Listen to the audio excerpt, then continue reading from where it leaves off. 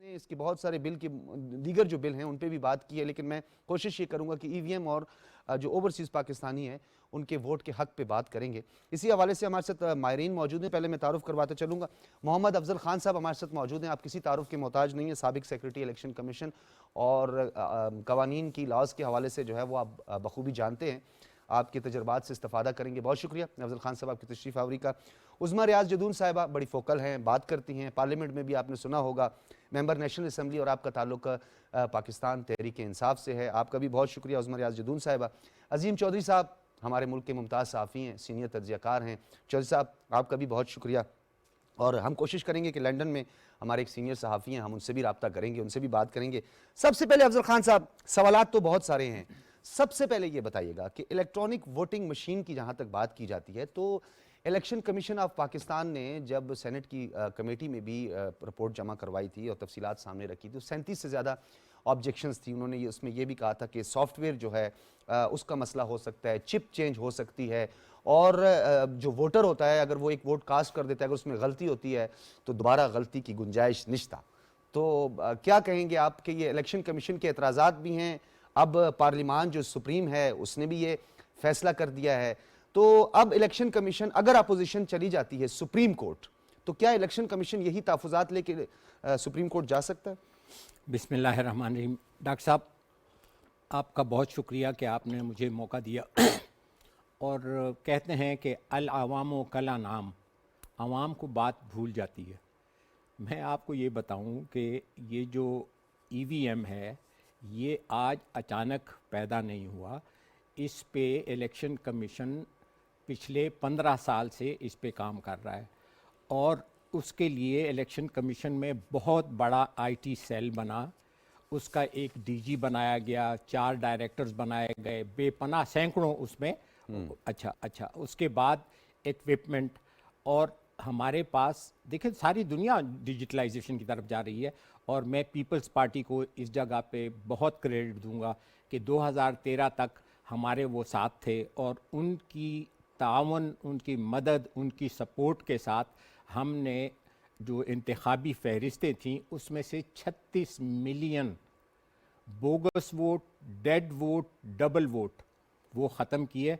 उनके तावन से ही हमने जो अभी जो इलेक्टरल रोल बना है उसमें हर बंदे के नाम के साथ उसकी तस्वीर भी है। इन्हीं की मदद से हमने ईवीएम पे बेपनाह काम किया।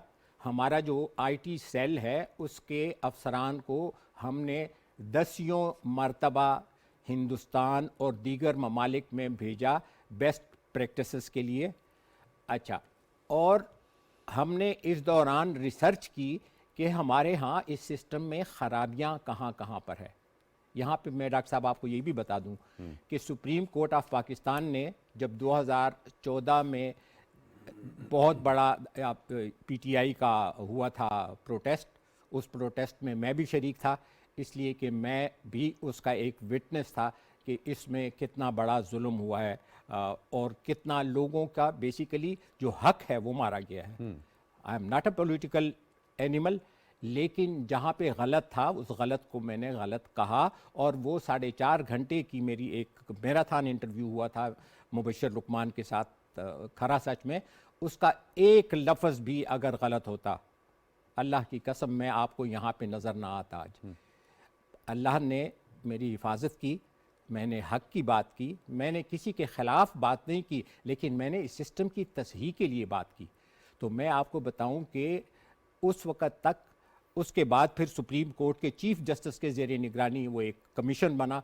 उस कमीशन ने भी 40 से ज़्यादा इलेक्शन कमीशन को कहा कि ये तुम्हारी वीकनेसेस हैं, ये तुम्हारी ख़राबियाँ हैं, इनको मेकअप करो। अभी कोई इलेक्शन कमीशन से पूछे, और मेरे लिए इट वॉज शॉकिंग कि जिस चीज़ के लिए हम हुकूमतों को बेग करते थे कि यार इसमें ख़राबियाँ ख़त्म होती हैं, और ख़राबियाँ कैसे ख़त्म होती हैं वो आप सवाल करेंगे, फिर मैं आपको बताऊंगा, इसको आप इंट्रोड्यूस करें। पीपल्स पार्टी हमारे साथ और सोहरा इमाम कमेटी और कोई दर्जनों हमारी मीटिंग्स हुई तमाम पार्लियामेंटेरियन के साथ। हर वो पार्टी भी जिसका एक एक बंदा भी था वो भी उनमें शरीक थे। ठीक है, वो तमाम उनका कॉन्सेंट था। इलेक्शन कमीशन तो यूनानिमस था, we wanted this. And we need this and it is inevitable, ये नागुज़ीर है। अगर आप मुल्क में चाहते हैं कि डेमोक्रेसी जारी रहे, आपके वोट का हक माना और सुना जाए और लिखा जाए। पिछले निज़ाम में अगर प्रिजाइडिंग अफसर खिलाफ है, आप सैकड़ों वोट डाल लें, वो उसको खराब भी कर सकता है। अच्छा, इसमें सर एक बात, क्योंकि इसमें हम चाहते हैं कि आप ज़्यादा से ज़्यादा जो है इस पे जो इस पर तहफ़्फ़ुज़ात हैं, कंसर्न्स हैं, उस पर बात कर ली जाए। एग्जीक्यूट करना, उसको इम्प्लीमेंट करना, 2023 पे इसके इंतखाबात इसी EVM पे करवाना, इस पे सवालात तो बहुत सारे उठ रहे हैं। एक तो इसकी जो लागत है वो एक मुहतात अंदाजे के मुताबिक मुख्तलिफ क़यासराइयाँ भी हो रही हैं कि जी $1.3 बिलियन जो हैं वो इस पर एक खतीर रकम जो है उसकी ज़रूरत होगी।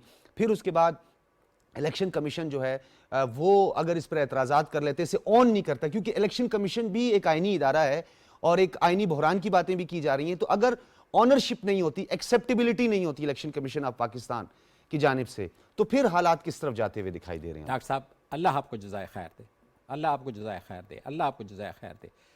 मुझे सबसे पहले तो इलेक्शन कमीशन से ये अर्ज़ करना पड़ेगा कि आप मुझे बताएं कि इलेक्शन कमीशन ने इसके ऊपर ऑलरेडी करोड़ों रुपए खर्च कर चुके हैं। हम में ये सलाहियत है, ये मैं पूरे एतमाद के साथ आपको बता रहा हूं, इसलिए कि ये आज हमने EVM पे काम नहीं शुरू किया। EVM पे काम शुरू करने से को बेसिकली डिजिटलाइजेशन के लिए 10-15 साल से हम इस पे काम कर रहे हैं। ठीक है।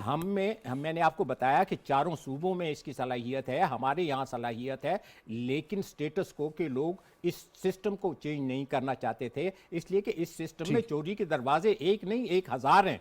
ठीक है। और मैं आपको बता दूं कि इलेक्शन कमीशन से आपने ये जरूर पूछना है, और मैं आपको ये भी बताता हूं कि इलेक्शन कमीशन कभी सुप्रीम कोर्ट में नहीं जाएगा और वो इस सिस्टम को ऑन करेगा। क्यों ऑन करेगा? इसलिए कि वहां हमारी जो रिकॉर्डेड हिस्ट्री है, वहां हमारी वो रिटर्न बुक्स हैं जिसमें हमने, जैसे FATF में आप जाते हैं ना, कहते हैं कि जी आपने वो 36 में से 27 में से कितने पूरे किए, हम इस तरह हर साल करते थे। UNDP हमारे साथ होती थी, एक IFES international foundation of electoral system हमारे साथ होती थी, उसकी मॉनिटरिंग में, उसकी हेल्प में, उसकी असिस्टेंस में हम वो तमाम चीजें डेवलप कर रहे थे। ठीक है। तमाम चीजें डेवलप हो चुकी थी, इसकी मशीनें बन चुकी थी, पाकिस्तान के अंदर 10 से ज्यादा मशीनें बनी थी, उसकी एग्जीबिशन हो चुकी थी, they were tried and tested in Pakistan.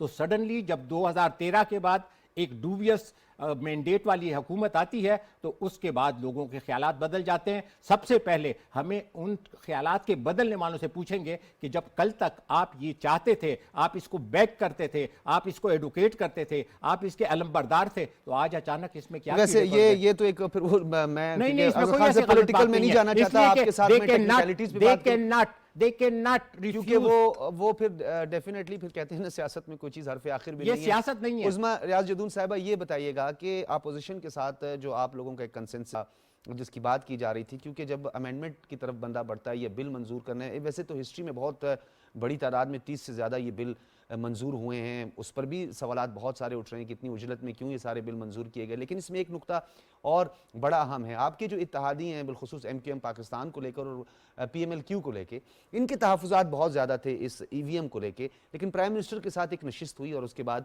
हमने कंसेंसस डेवलप होता हुआ देखा। वजूहात इसकी क्या थी?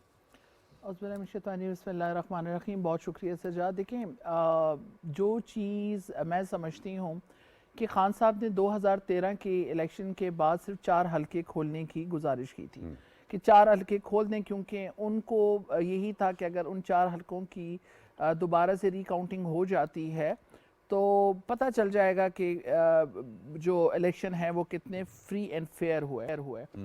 उसके बाद जी अगर देखा जाए 2070 के बाद अभी तक इलेक्शन, जो भी इलेक्शन किए जाते हैं उसके ऊपर हमेशा ये बात होती है कि जी ये इलेक्शन ठीक नहीं हुए।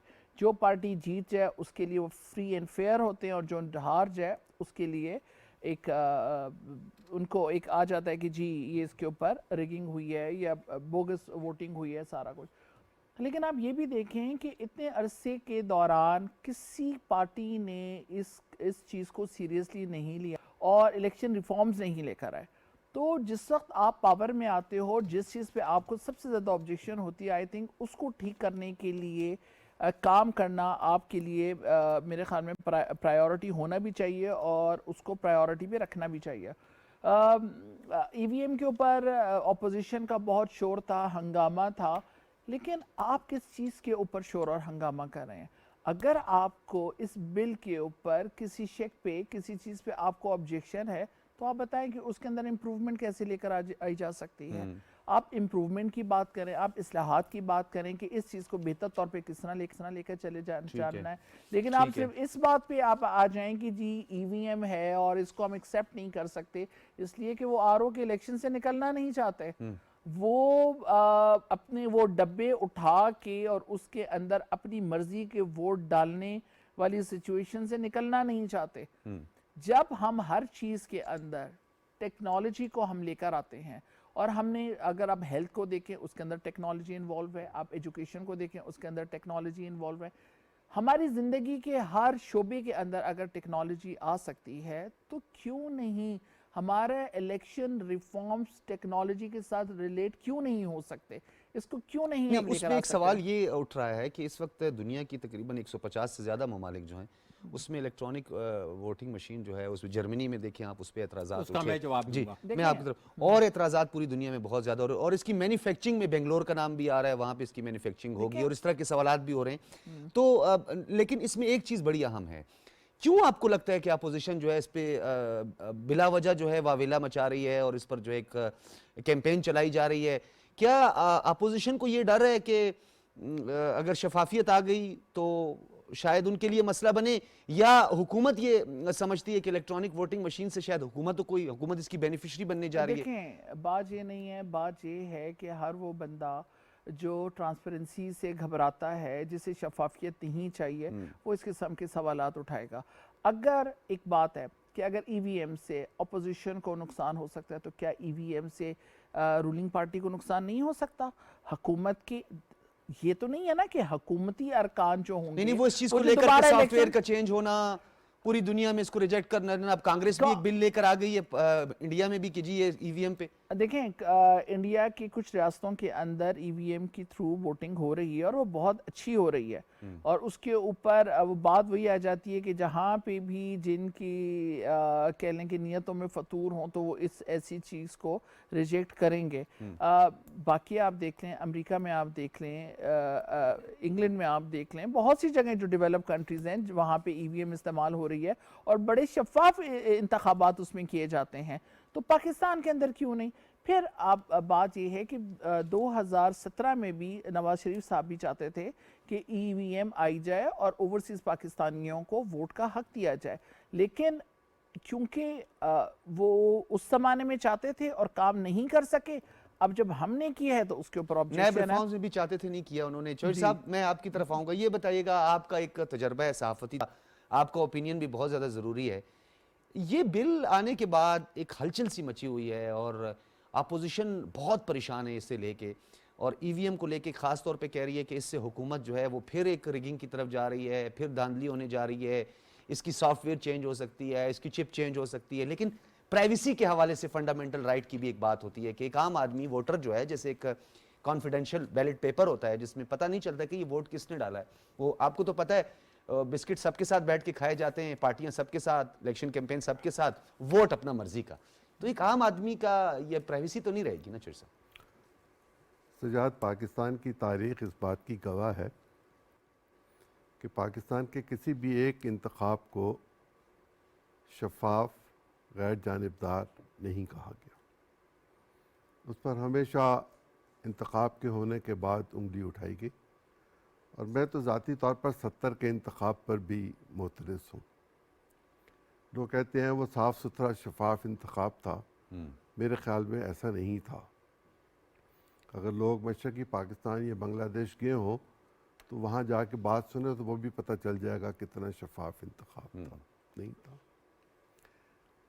70 के इंतखाब ने मुल्क तोड़ दिया। 70 के इंतखाब ने तवील अरसे के लिए मार्शल लॉ लगवा दिया, 11 बरस। मुल्क का टूटना और 11 बरस मार्शल लॉ का रहना और फिर पूरे निज़ाम का तलपट हो जाना, ये हम सब के सामने है। ये हमारी कुछ तारीख़ ऐसी है, ये छुप नहीं सकती। इंतखाबात में सिर्फ वोट वाले दिन धांधली नहीं होती, इंतखाब से बहुत पहले धांधली जो है प्री पोल रिगिंग। उसका आगाज़ हो चुका होता है। मैं इस मौके से फ़ायदा उठाते हुए ये बात कहता चलूँ कि जिस दिन हल्का बंदी शुरू होती है उस दिन से शुरू हो जाती है धांधली।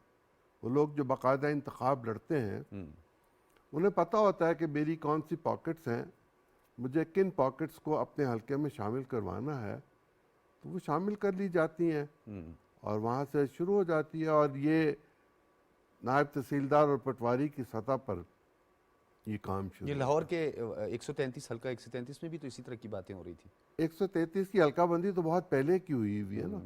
अब जब आप दोबारा मर्दमशुमारी कराएंगे तो उसके तहत आपको नई मर्दमशुमारी के तहत नई हल्का बंदी भी करनी पड़ेगी और आप सारे मामलात को लेकर चलेंगे। ये हर दफ़ा नहीं होती कि हर दफ़ा आप हल्का बंदी करें, थोड़ी बहुत तब्दीली कोई अगर मुमकिन हो कि हो तो वो हो जाती है। अदरवाइज़ जब आप नए इंतखाबी फहरिस्तें तैयार करते हैं उसके बाद होती है और वो मर्दमशुमारी के बाद हुआ करता है।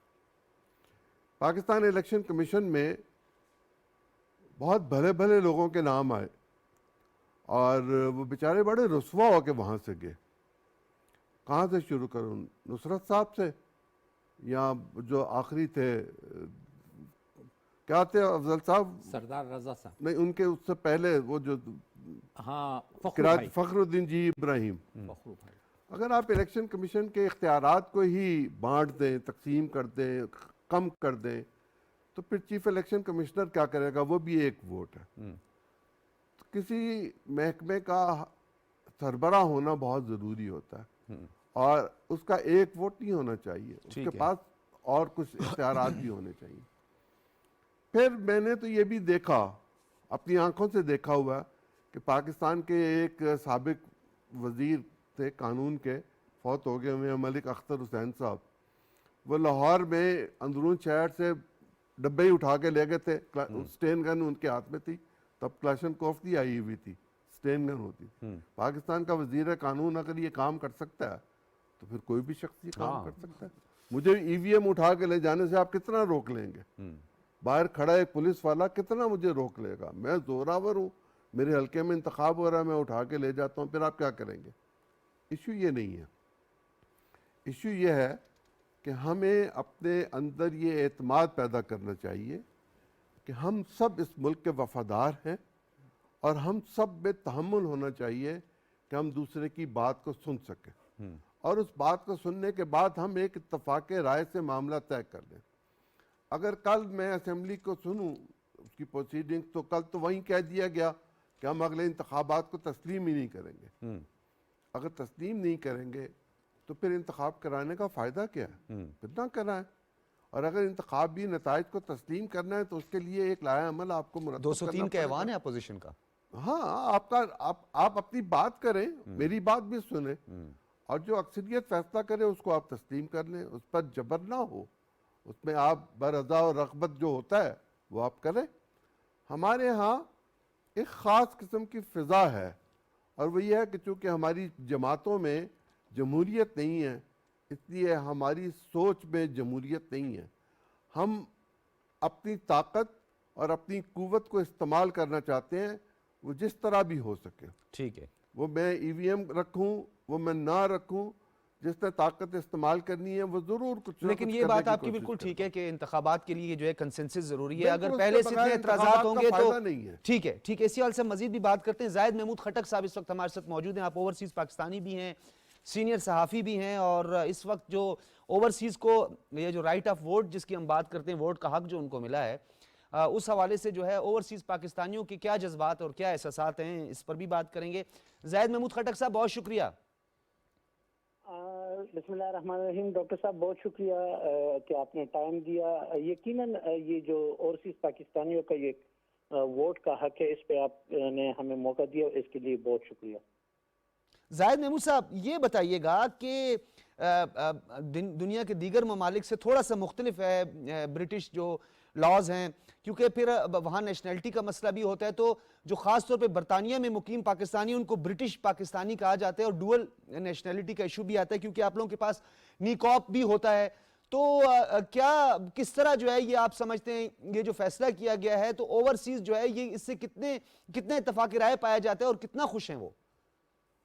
देखिए डॉक्टर साहब, यकीनन ये जो फैसला ओवरसीज के हवाले से हुआ, ये तो ओवरसीज का एक दरीना मुतालबा था और इमरान खान की हुकूमत में ये हल हुआ, तो वजीर आजम को इनका क्रेडिट दिया जा रहा है ओवरसीज पाकिस्तानियों की तरफ से। इस फैसले पे ना सिर्फ बरतानिया बल्कि पूरी दुनिया में जो ओवरसीज पाकिस्तानी है वो खुश है। मगर यहाँ पे बात कदर मुख्तलिफ जरूर है कि अगर मैं बात करूँ सऊदी अरब, दुबई या दीगर ममालिक के में, तो वहाँ पे तो जो हमारे लोग बरसरी रोजगार है उनके साथ नाइकॉब कार्ड और पाकिस्तानी शहरियत होती है। मगर बरतानिया में जो लोग आबाद है उनमें ज्यादातर जो लोग हैं उनके साथ बरतानवी नेशनलिटी भी है, नाइकॉब कार्ड भी होता है। यहाँ पे भी इस फैसले को काफी सराहा जा रहा है। मगर जब से ये पार्लियामेंट में ये बिल पेश हुआ है, पास हुआ है, तो उसके बाद बहुत सारे ऐसे लोग हैं जो ये जानने की कोशिश कर रहे हैं कि क्या ये हक जो यहाँ पे ओवरसीज पाकिस्तानी, जो ब्रिटिश पाकिस्तानी है, उनको भी ये हक हासिल होगा, क्या वो भी ये वोट कास्ट कर सकेंगे। क्योंकि यहाँ पे अगर बात की जाए ओवरसीज पाकिस्तानियों की, तो वो इस फैसले से इसी वजह से खुश है कि वो ये समझते हैं कि अभी उनके जो मुंतखब नुमाइंदे हैं मुल्क में, वो उनके मसाइल के लिए तरजीही बुनियादों पर काम करेंगे, ओवरसीज पाकिस्तानियों को ऑन बोर्ड रखेंगे, उनके मसाइल अच्छी तरीके से सुनेंगे और उनके लिए हल करेंगे। तो मेरे ख्याल में अभी कबल अज वक्त होगा इस पे बात करना कि ओवरसीज जो बरतानिया में पाकिस्तानी है उसके लिए तरीक़ेकार क्या रहेगा। मगर ये जानना बहुत ज़रूरी है कि ये सिर्फ उन लोगों के लिए है कि जो सिर्फ पाकिस्तानी पासपोर्ट रखते या जिनके पास दोहरी शहरियत जो है वो मौजूद है, वो भी ये वोट कास्ट करेंगे। दूसरा, हुकूमत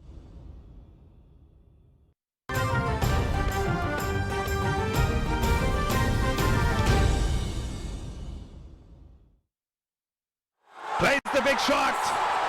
Is it done now? Yes, it is. And it is done in style. Wow, what a partnership. पहला टी20 ढाका में पाकिस्तान बांग्लादेश टी20 सीरीज। पाकिस्तान ने ये मैच जीत लिया है। 4 विकेटों से पाकिस्तान फातेह करार पाया है। बांग्लादेश ने टॉस जीतकर पहले बैटिंग का फैसला किया। बांग्लादेश ने पाकिस्तान को जीत के लिए 128 रन का हदफ दिया। हसन अली की 3 और मोहम्मद वसीम की 2 विकेटें। दूसरा मैच कल ढाका में खेला जाएगा, लेकिन आज पहले मैच में पाकिस्तान फातेह करार पाया है। पाकिस्तान और बांग्लादेश मद्दे मुकाबिल सीरीज पाकिस्तान टेलीविजन स्पोर्ट्स पर बराह रास्त भी दिखाई जा रही है। ढाका में 3 सीरीज का ये पहला मैच था जिसे पाकिस्तान ने जीत लिया है। पाकिस्तान ने बांग्लादेश को शिकस्त दे दी। इसी हवाले से मज़ीद जानेंगे। स्पोर्ट्स डेस्क से हमारे साथ मौजूद हैं ज़ीशान क़य्यूम। ज़ीशान, पाकिस्तान ने पहला मैच था वो जीत लिया है, किस तरह से देख रहे हैं? देखिए, काफ़ी एक्साइटिंग मैच हुआ है। जिस तरह से पाकिस्तानी टीम ने आज कारकर्दगी दिखाई है, उस तरह का उसका लेवल नहीं था, क्योंकि आज बांग्लादेश ने टॉस जीता, पहले बैटिंग की और सिर्फ 127 रन ही बनाए और बज़ाहिर लग रहा था ऐसा कि पाकिस्तानी टीम जो है वो ये आसानी से मैच जीत लेगी। लेकिन थोड़ा सा क्रेडिट आपको बांग्लादेश के बॉलर्स को भी देना पड़ेगा कि जिस तरह से उन्होंने एक टाइम पे मैच को कहते हैं ना कि बिल्कुल फंसा के रख दिया था। और 18 गेंदों पर पाकिस्तान को 32 रन की ज़रूरत थी, मुश्किल नज़र आ रहा था। 6 खिलाड़ी आउट हो चुके थे। आज अगर पाकिस्तान की हम पहले बॉलिंग की बात करें तो हसन अली ने आज बड़ा ज़बरदस्त कमबैक किया। उन्होंने 4 ओवर्स दे के 22 रन दिए और 3 विकेटें उन्होंने हासिल की हैं। जबकि मोहम्मद वसीम जूनियर को आज मौका दिया गया, उन्होंने भी 2 विकेटें हासिल की और 128 रन का हदफ जो है वो पाकिस्तान ने 19.2 ओवर्स में 6 विकेटों पर जो है वो जीत हासिल किया है। फ़खर जमान और खुशदिल शाह आज 34 रन के साथ जो है वो टॉप स्कोरर रहे। लेकिन आपको क्रेडिट देना पड़ेगा शादाब खान और मोहम्मद नवाज को कि जिस वक्त वो विकेट पर आए तो उस वक्त पाकिस्तानी टीम मुश्किलात का शिकार थी, लेकिन दोनों ने जो है वो कहते हैं ना कि बिल्कुल बेखौफ होकर क्रिकेट खेली। और शादाब खान ने 10 गेंदों पर 21 रन बनाए, जबकि मोहम्मद नवाज ने 8 गेंदों पर 18 रन बनाए और दोनों नॉट आउट रहे। दोनों ने 2-2 छक्के लगाए और 2-2 एक ही चौका लगाया और पाकिस्तान ने ये पहला मैच जो है वो 4 विकेटों से अपने नाम कर लिया है। दूसरा मैच अब कल खेला जाएगा, जबकि तीसरा मैच जो है वो पीर को होगा। पाकिस्तान ने पहला मैच 4 विकेटों से जीत लिया है। बहुत शुक्रिया ज़ीशान क़य्यूम, हमें अपडेट कर रहे थे। और 3 मैचेस में पाकिस्तान ने 1-0 की बढ़तरी हासिल की है। पाकिस्तान टेलीविजन न्यूज़ से फिल वक्त इतना ही।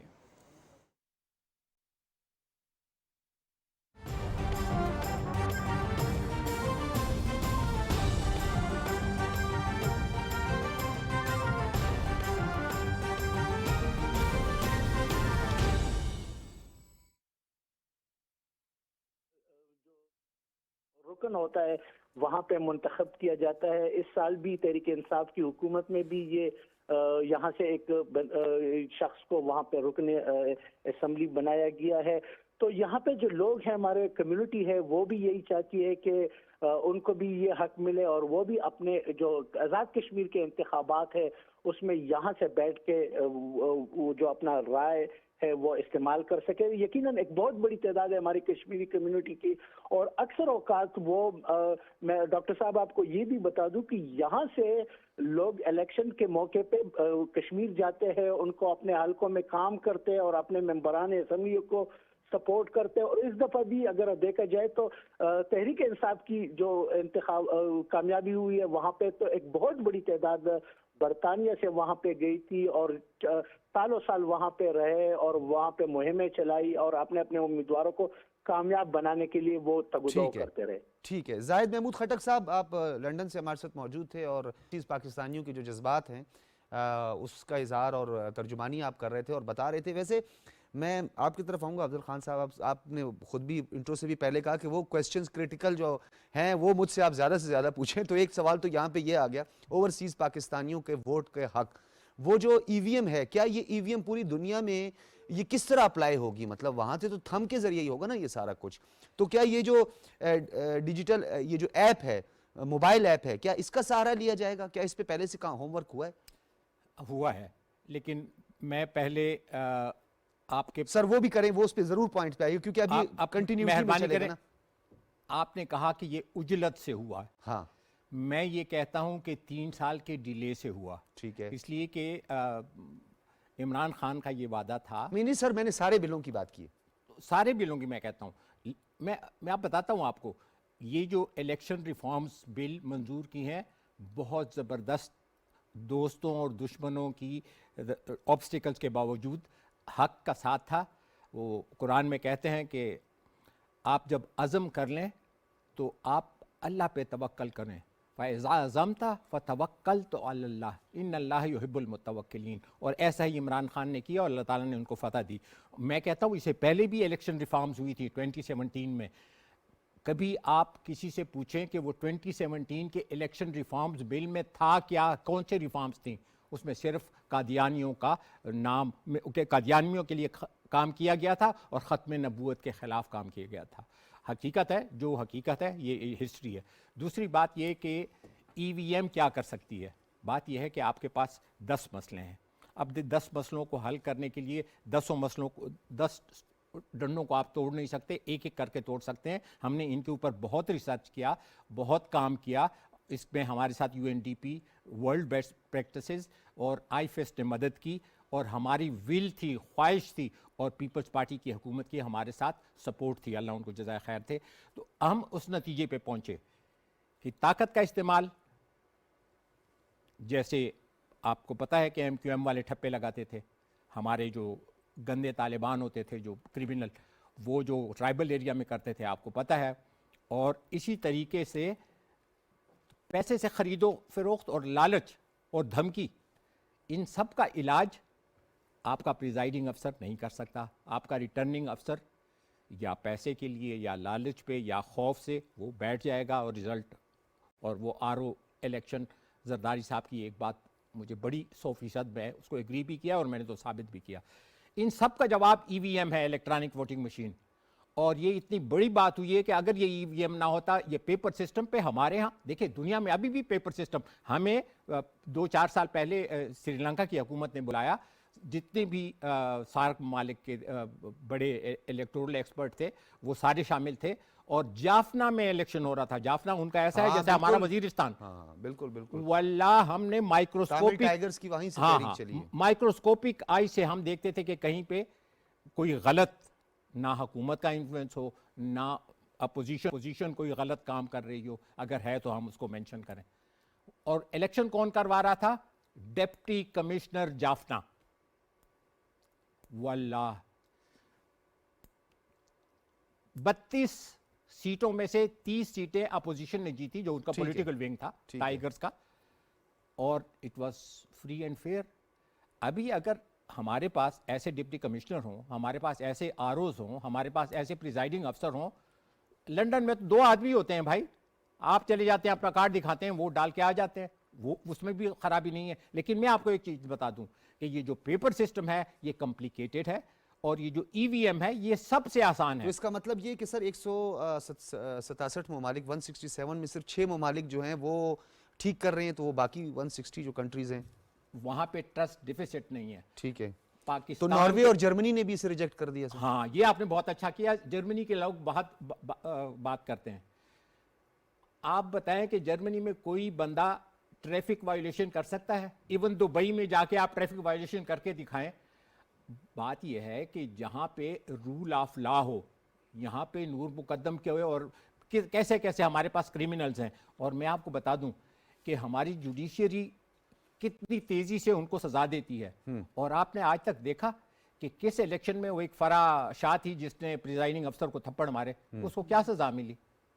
बात ये है। खैर सर मैं नहीं, क्योंकि नहीं, ये फिर देखिए, politically एक fact बहुत है, ज्यादा लोगों को सवाल आ समझने जाएंगे ना। मैं डॉक्टर चाहता हूं साहब, हम सर जरा सब्जेक्ट की तरफ एक चीज और बाहर नहीं बताइए। जी निकलना। नहीं सर सुनिए ना, मैं ये शख्सियात कहता हूं, पर हम नहीं जाते हैं, नाम और ये ईवीएम को थप्पड़ नहीं मारा जा सकता। ठीक है। ईवीएम को लालच नहीं दी जा अच्छा सकती। ये बताइएगा सर, उठा अगर के ये ले जाएं, क्या आप हम समझते हैं दूसरा कि ले आएंगे। अपोजिशन सुप्रीम कोर्ट जा सकती है?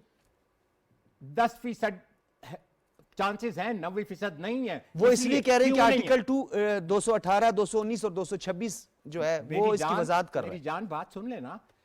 पार्लियामेंट सुप्रीम है या सुप्रीम कोर्ट सुप्रीम है? पार्लियामेंट की मेजॉरिटी, जैसे अभी अजीम चौधरी साहब ने बताई, majority is the authority in democratic system.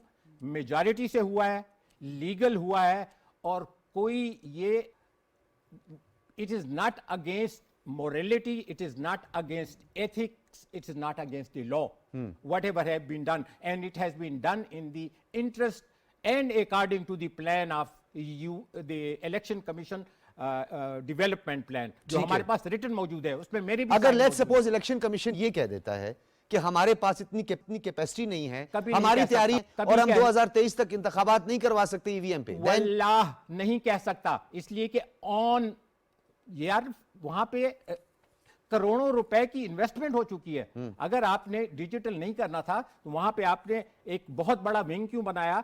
हर सूबे में और लाखों और करोड़ों रुपए इसमें खर्च हुए हैं। ये कैपेसिटी हमें 2013 इलेक्शन सर में जी थी। ये जो इलेक्शन ये थे जो लाहौर capacity- का 133 के हल्के के इलेक्शन पर भी चीफ इलेक्शन कमिश्नर ने आपके सामने आके उन्होंने कह दिया कि हम जो है वहां पर टेस्ट नहीं कर सकते, उस पर स्टार्ट मेरी नहीं जान, जो मैं कह रहा हूं this is tested and tried. अगली दफा आप बुलाए, मैं आपके लिए वो पेपर सारे लेके आऊंगा। ये तमाम चीजें हम 2013 में इसके लिए तैयार थे। अगर पीपल्स पार्टी इसके लिए फंड एलोकेट कर लेती तो उस वक्त से, लेकिन फिर भी हमने इसको कहा कि अगर नहीं भी हो सकता तो अच्छा सर सॉरी अफजल खान साहब, हमारे पास टाइम बहुत कम है, मैं दोनों यार ये अपने- बहुत जरूरी बात जी है। जी प्लीज। ये लिखा हुआ हमारे इलेक्शन कमीशन में है कि 2013 से लेकर 2023 में लाजिमन हमने इलेक्शन इसी पे जाना है, और ये तो हुस्न इत्तेफाक हो गया कि हमने ये करना है, और ये बेंगलोर शेंगलोर में नहीं अच्छा बनेगा, अच्छा, पाकिस्तान में ठीक बनेगा, है। टीआईपी में अच्छा इसका बनेगा। आपने वैसे नादरा के हवाले से भी थोड़ी सी आपने बात की थी, नादरा के हवाले से लास्ट टाइम आरटीएस पर भी बड़ी बातें हुई थी, फिर नादरा को खुद आकर वजाहत भी पेश करनी पड़ी थी।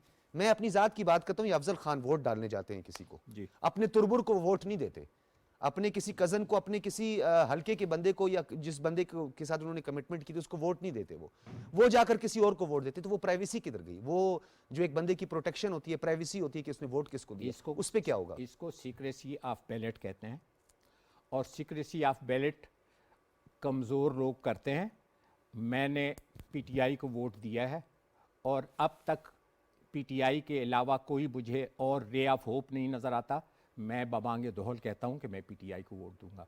इसका यह मतलब नहीं है, सीक्रेसी ऑफ बैलेट उन लोगों के लिए है कि जैसे एमक्यूएम में था कि वो उनको गोली से उड़ा दें, तालिबान का था कि गोली से उड़ा दें। ये सीक्रेसी ऑफ बैलेट इसमें 100% सर, मौजूद क्या है। पता है किसका क्या कहा जा सकता है? इंतखाबात में नाराजगी हो जाए, फिर नाराजगी क्या बात, इतनी मुनाफकत मेरी आपसे नाराजगी होगी, मैं आपको बताऊंगा कि डॉक्टर साहब मैं आपका दुश्मन हूं, अगर किरदार वाला दुश्मन हो। ठीक है जी उस्मा साहबा, सवालात तो खैर बहुत सारे हैं, और डेफिनेटली ईवीएम जो है उसको लेकर बहुत काम करना पड़ेगा। ये भी नहीं है कि जी जादू की छड़ी है फौरी तौर पर हो जाए।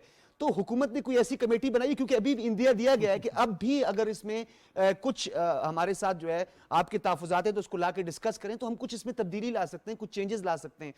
तो फिर वो कमेटी कोई बनाई, मैं उस कमेटी की नहीं जो डाल दो तो बस फिर भूल जाओ, कोई सही कमेटी बनाई गई? अभी आपने मोहम्मद अफजल खान साहब की भी सारी बातें सुनी हैं कि इस ईवीएम के लिए हर पार्टी इंटरेस्टेड थी, पीपल्स पार्टी भी इंटरेस्टेड है, नून लीग भी इंटरेस्टेड है, और इसका सहरा अगर पीटीआई को चला गया तो इसमें नाराजगी का इजहार करने की ये बात ठीक है मुझे समझ नहीं आती कि क्यों किया जा रहा है। और अभी आप जिस तरह से मेरे भाई अफजल खान ने, आप देखें मोहम्मद अफजल खान ने जितनी चीज़ें क्लियर आपको करके बताई हैं, इसके बाद तो क्वेश्चन का एक वजह ही नहीं रहती कि आप मुझसे क्वेश्चंस करें। चलिए बस मैं कि- क्वेश्चन नहीं करता, आप नहीं, जवाब दें।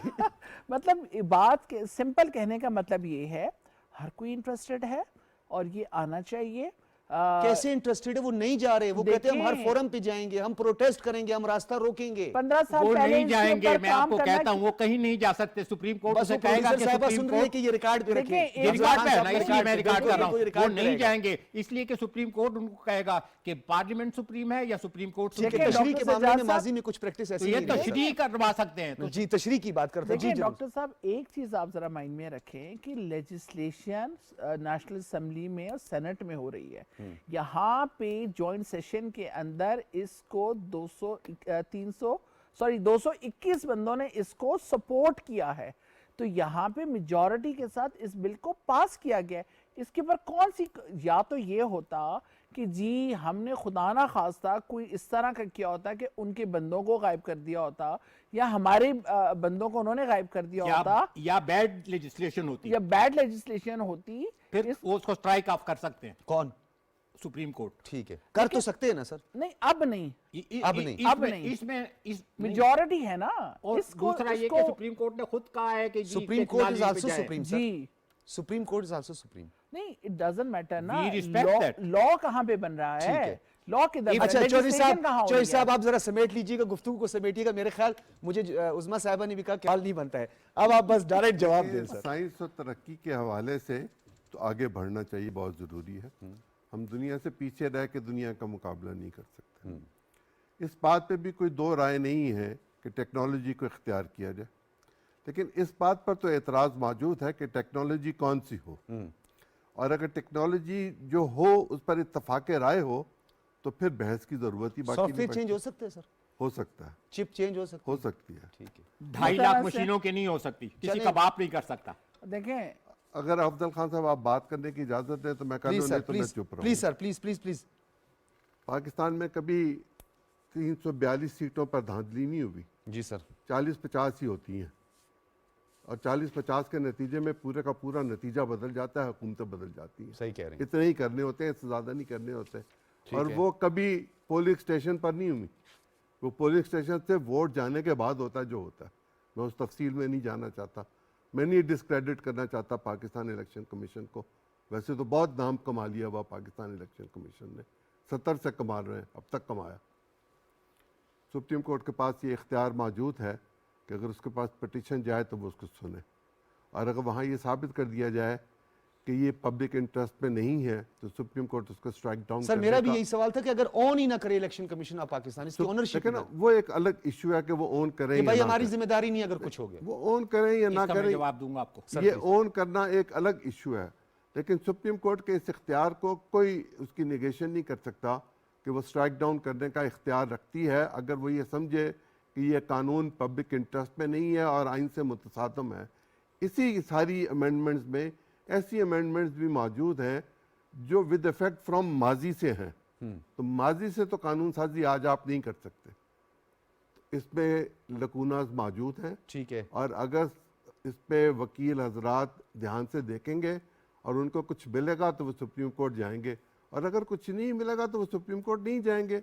मैं और आप बहस कर रहे हैं कि वो जाएंगे कि अच्छा नहीं सर, जाएंगे। कैपेसिटी की भी थोड़ी सी बात करते हैं। हमारी हुकूमत की भी इस वक्त इकोनॉमिक क्राइसिस भी है, हमें बेल आउट पैकेज के लिए भी जाना पड़ता है। सऊदी अरब ने भी हमारी हेल्प की है। 9 लाख मशीनें आनी है, 1.3 बिलियन डॉलर एक मुताबिक अंदाजे के मुताबिक हो सकता है।